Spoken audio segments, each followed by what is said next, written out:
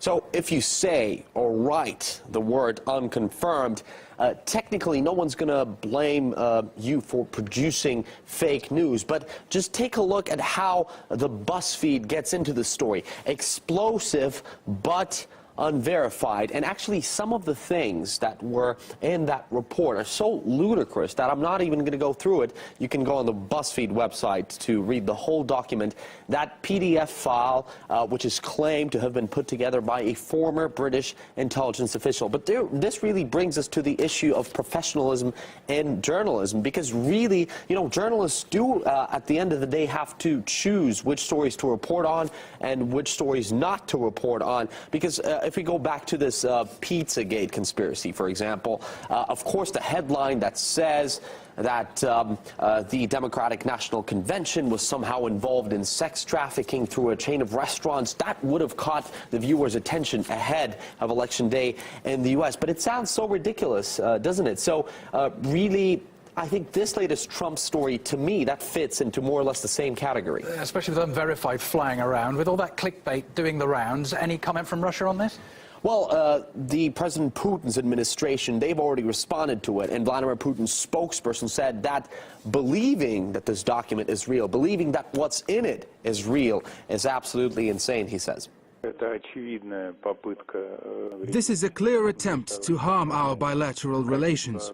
The quality of the declassified part of the previous report into hacking and of this fake is on the same level.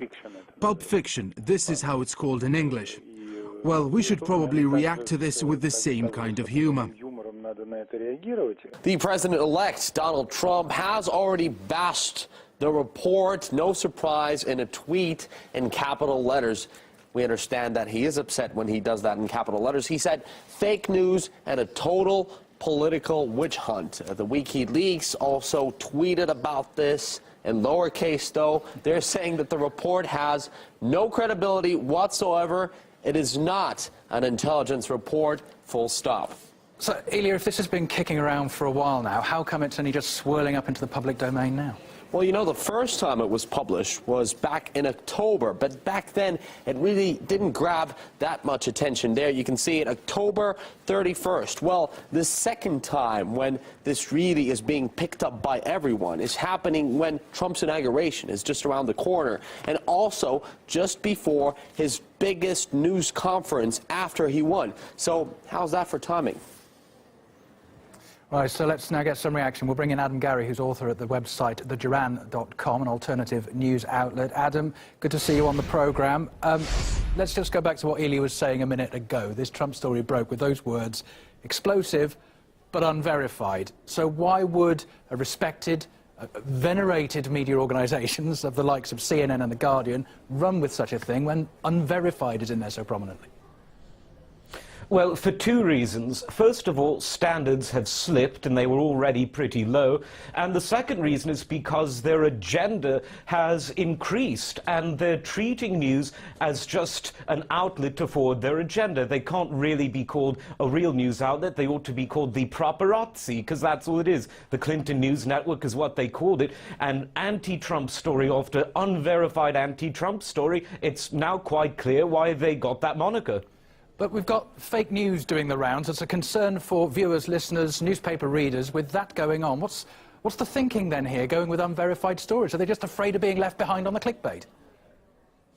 Essentially, yeah. They're providing entertainment that has an agenda behind it. They're not really being serious, and increasingly fewer members of the public are taking these kinds of stories seriously.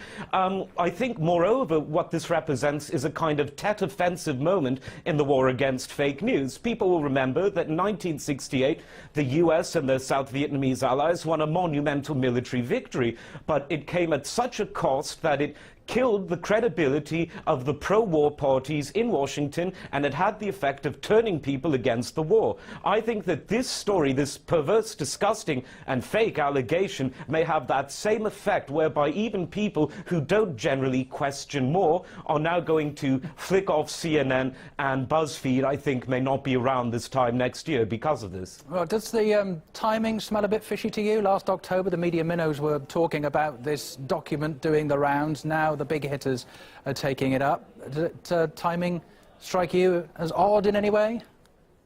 Absolutely. I've written quite a lot about Operation Sabotage, whereby Obama is trying to do everything he can to make the transition from him to Trump difficult, and he's doing it with a little help from his friends in the fake stream media. And so they want to try to derail the confidence of the American people in Donald Trump just weeks before the election, 10 days now, what is it, before the inauguration. And I don't think it's going to work. So far, everything else that they've tried has backfired. Trump is speaking directly to people through Twitter. WikiLeaks are now much more trusted than the US intelligence agencies, and alternative news sources are now more trusted than CNN. So I think that they're trying to derail the Trump train before the 20th, but I think that it's full speed ahead.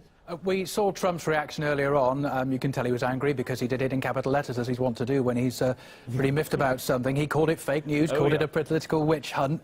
The relationship that Trump's had with the mainstream media, it's never been good, has it, Adam? Is it going to get worse?